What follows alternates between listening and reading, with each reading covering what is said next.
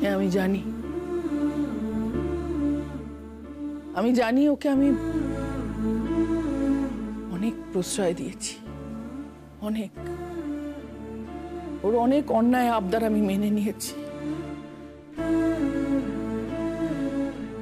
ওর কোনো অন্যায় কাজের রাশ আমি টেনে ধরিনি। তোর প্রতি আমি অনেক অন্যায় করেছি আমি জানি, কিন্তু মেঘ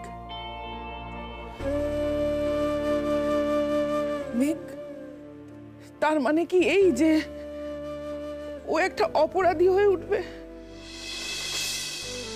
ওর মনে কোনো সুস্থ ভাবনা থাকবে না, সারাক্ষণ সর্বক্ষণ শুধু সকলের ক্ষতির কথা ভাববে? বল, তার মানে কি এই?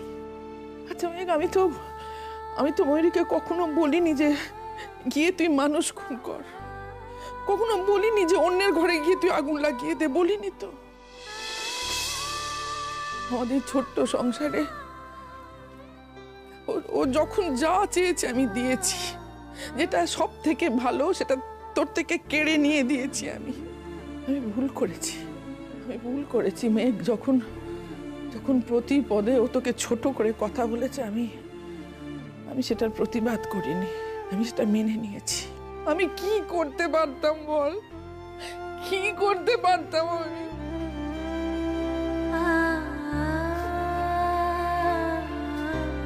সারাক্ষণ মনে হতো ও তো ক্ষণিকের অতিথি, মায়ের কাছে বেশি দিন থাকার সন্তানও নয়, সবসময় হারাবার ভয় হতো।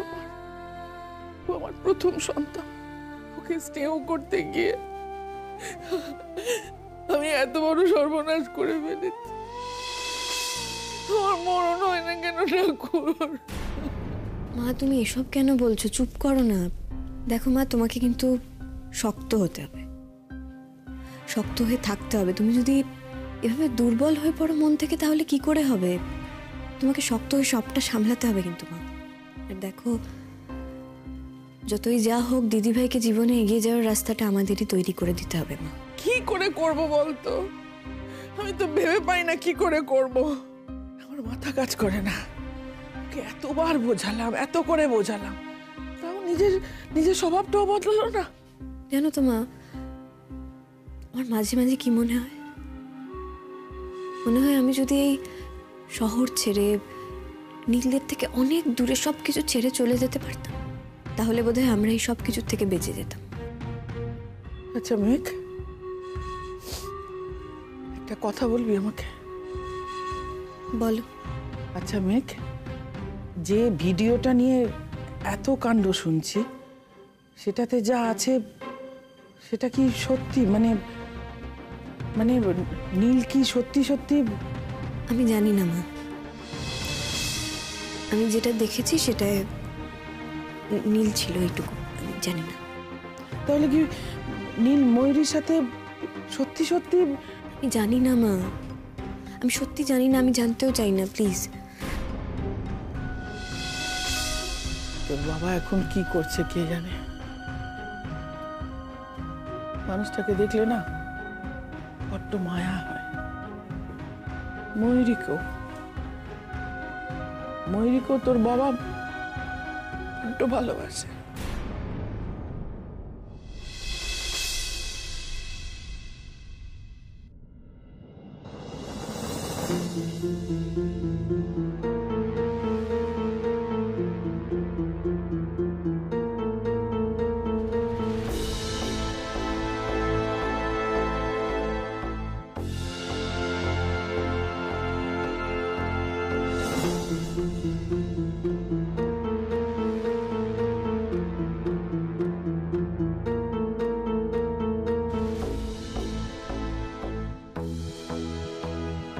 কি হলো?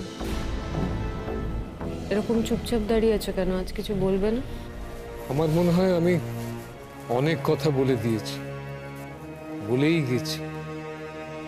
তোমার দিক থেকে কোনো সাড়া আসেনি। এবার তুমি বলো, আমি শুনি। তুমি আমার কথা শুনবে ভাবি? আমার কথা তোমার ইন্টেলেকচুয়াল স্ট্যান্ডার্ডস মিট করবে? তোমার সঙ্গে কথা বলার মতো কথা তো শুধু মেঘ বলতে পারে। আমি কি তোমার সঙ্গে কথা বলার যোগ্য? তুমি কি আমার সঙ্গে কোনোদিন কথা বলার চেষ্টা করেছো? কোনোদিন বলেছো? হ্যাঁ, হয়তো বাবা হিসেবে আমারই উচিত ছিল বলা, সেটা আমি বলিনি। বেটার লেট দেন নেভার। কোনোদিন বলিনি বলে আর বলতে পারবো না তা তো নয়। আজই শুরু করা যাক না। ভাবি, তুমি কি ডিসাইড করেছো বলো তো? আমাকে ট্যাক্টফুলি ডিল করবে, অন্যভাবে বোঝানোর চেষ্টা করবে, তোমার ওই বোরিং মোনোটোনাস জ্ঞানগুলো আর আমাকে দেবে না, তাই তো? আমাকে ঠান্ডা মাথায় শান্তভাবে বোঝানোর চেষ্টা করবে যে তুমি আমার পাশে আছো। অথচ কি বলো তো ভাবি, আমি জানি তুমি আমার পাশে নেই আর কোনোদিন থাকবেও না। প্রত্যেকবারের মতো তুমি এবারও ধরেই নিয়েছো যে এই ঘটনাগুলোয় আমি। প্রতিবার বলতে তুমি কোন কোন বারের কথা বলছো আমি ঠিক বুঝতে পারছি না। এরকম পরিস্থিতি তো আগে কোনোদিন হয়নি।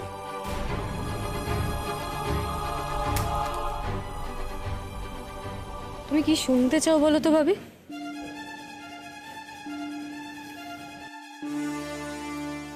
তুমি যা বলবে।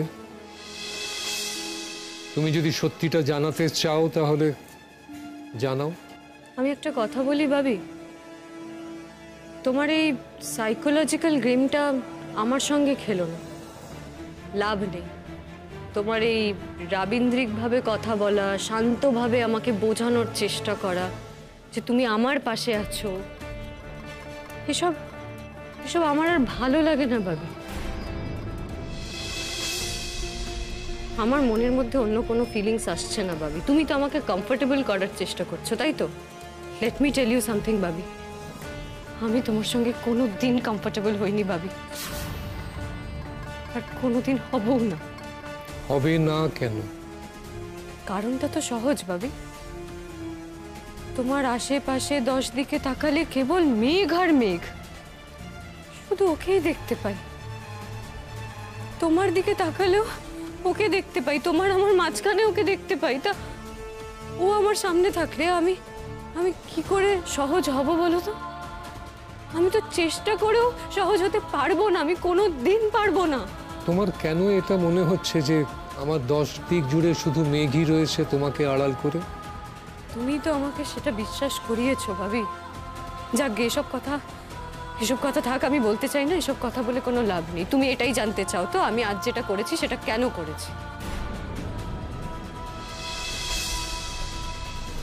কি হলো, জানতে চাও তো? তুমি যদি বলো তো শুনবো আমি। সত্যিটা যদি জানাতে চাও তো নিশ্চয়ই জানবো।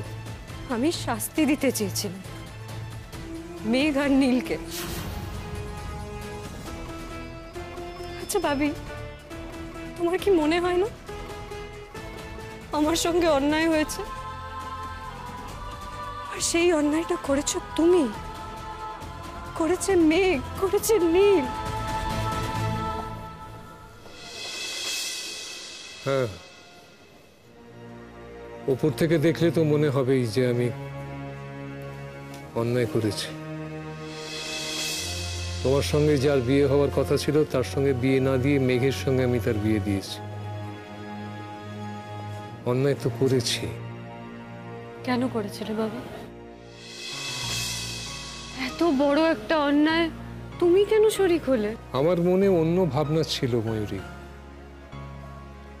আমার মনে হয়েছিল যে ছেলে সকলের সামনে স্পষ্ট করে বলছে যে সে মেঘকেই ভালোবাসে, তোমাকে নয়, তোমার সঙ্গে বিয়ে হলে তোমাকে সে কোনোদিন স্ত্রীর মর্যাদা দিতে পারবে না। আমি জানতাম তাকে বিয়ে করলে তুমি কোনোদিন সুখী হবে না। ও, তার মানে সেই জন্য তুমি নীলের সঙ্গে মেঘের বিয়ে দিয়েছিলে, আমি সুখী হব না ভেবে? ব্যাস, তুমি মিথ্যে বলছো ভাবি, তুমি মিথ্যে বলছো। আমার কথা তোমার মাথায় কোনো দিনও আসেনি, কোনো দিন থাকে না। তোমার মাথায় শুধু মেঘ থাকে। তুমি বুঝতে পেরেছিলে মেঘের মনে নীলের প্রতি একটা দুর্বলতা তৈরি হচ্ছে।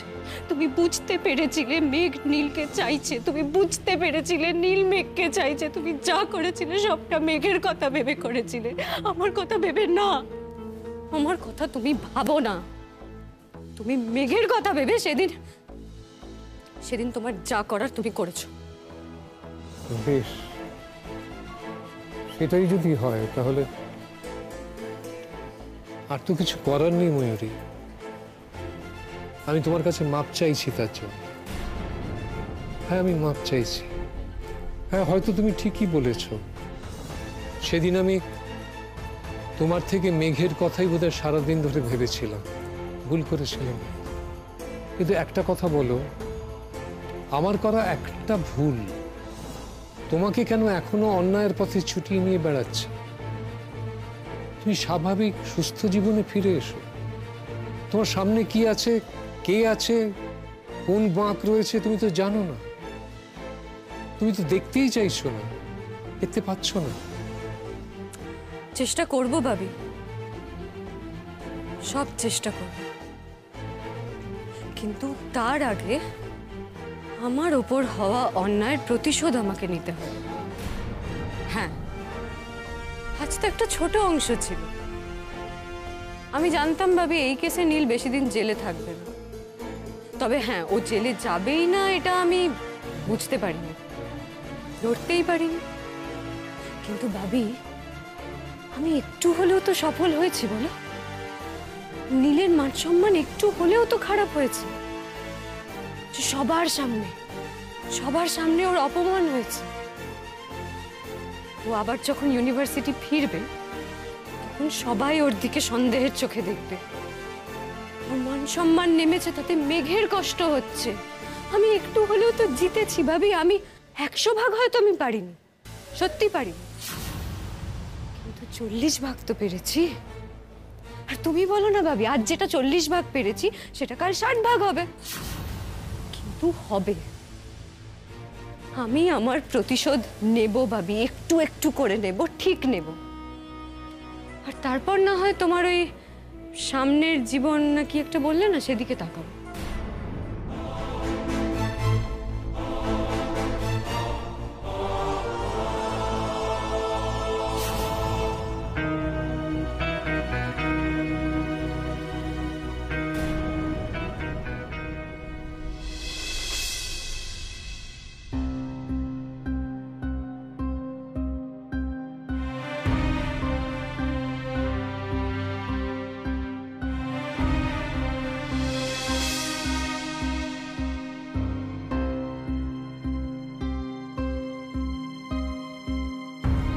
এরপর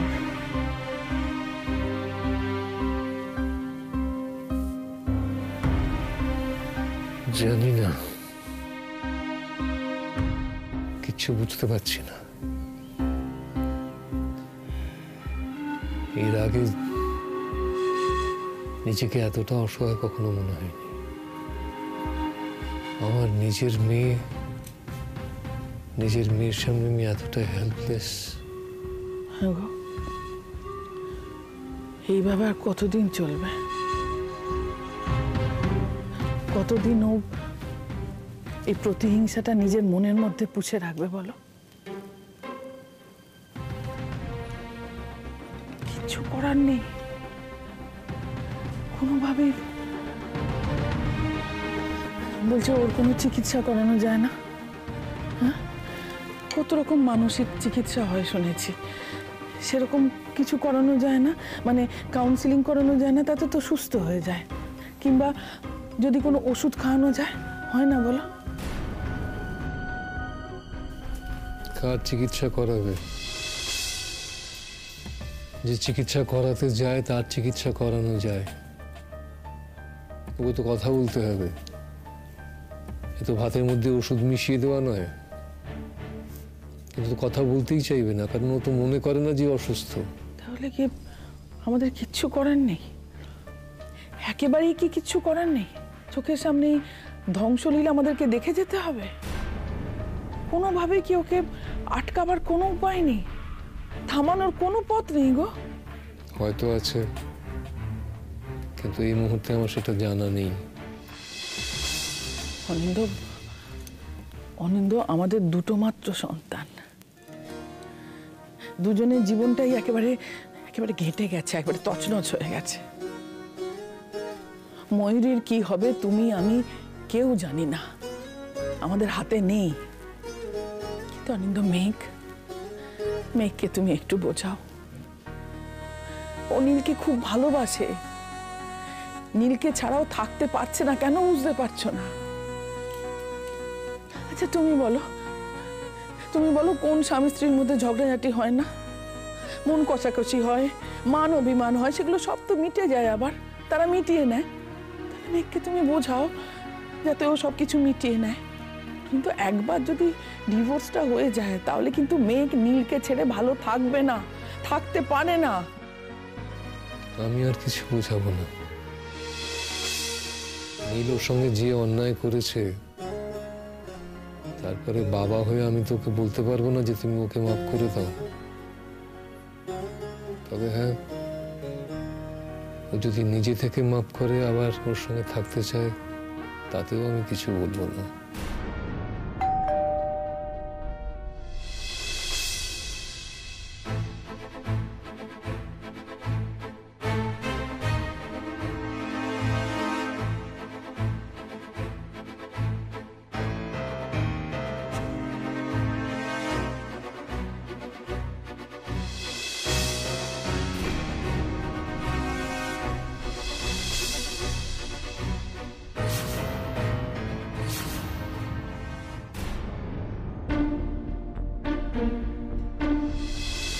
কি করতে বলো তো?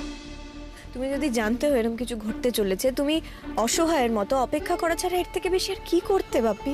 তুমি যেটা করনি আমি সেটা করতাম। আমি ময়ূরীর সঙ্গে কথা বলতাম।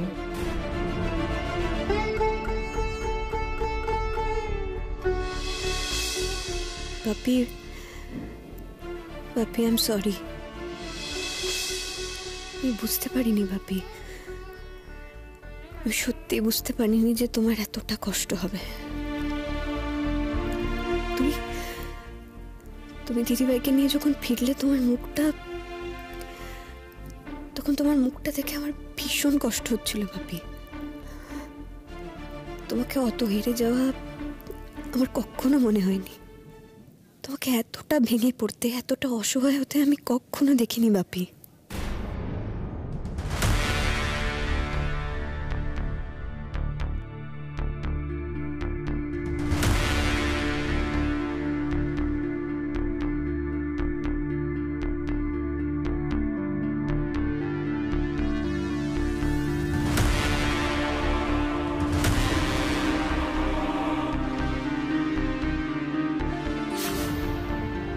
কোথায় যাচ্ছিস?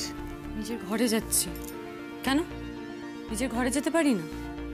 কি হয়েছে বলো তো? নিজের ঘরে যাওয়ার জন্য এবার আমাকে তোমাদের পারমিশন নিতে হবে নাকি? কি ভাবি, এরকম কোনো নতুন নিয়ম হয়েছে নাকি? কি করছিস তুই? হ্যাঁ, কি করছিস ময়ূরী? এটা কি করছিস? নিজের জীবনটাকে নিয়ে এ কি সর্বনাশের খেলায় তুই মেতেছিস বলতো? হ্যাঁ, অন্য লোকের জীবন নিয়ে কি করছিস? কেন করছিস? থামবে তুমি? ডিসকাস্টিং! তোমার মেলোড্রামা না দিনকে দিন বেড়ে যাচ্ছে। আমি তোমার এই নাটক আর সহ্য করতে পারছি না। এই চুপ, একদম চুপ। মা নাটক করছে, মা মেলোড্রামা করছে না? তাহলে তুমি কি করছো? নিজে সর্বনাশ করে বেড়াচ্ছ আর চারপাশের মানুষগুলো সর্বনাশ করছো।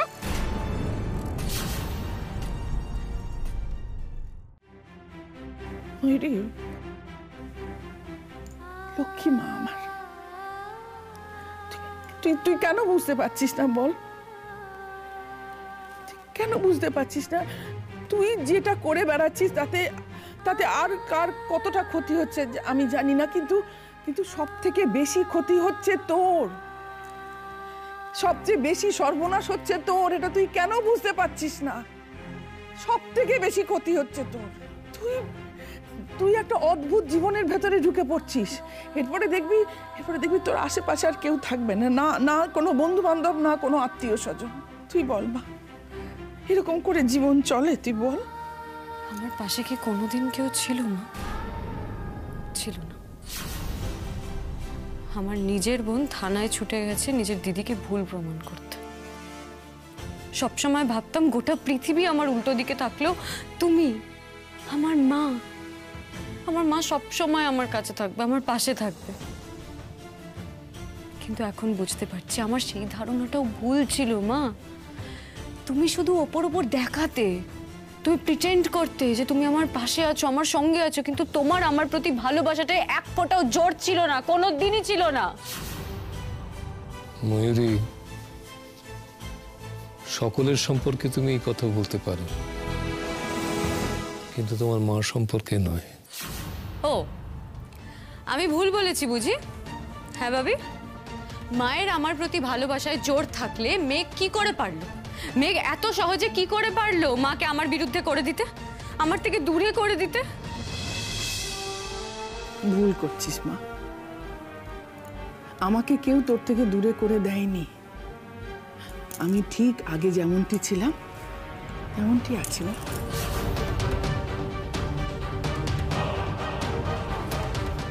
শুধু তুই এই সর্বনাশের খেলাগুলো খেলা বন্ধ কর মা।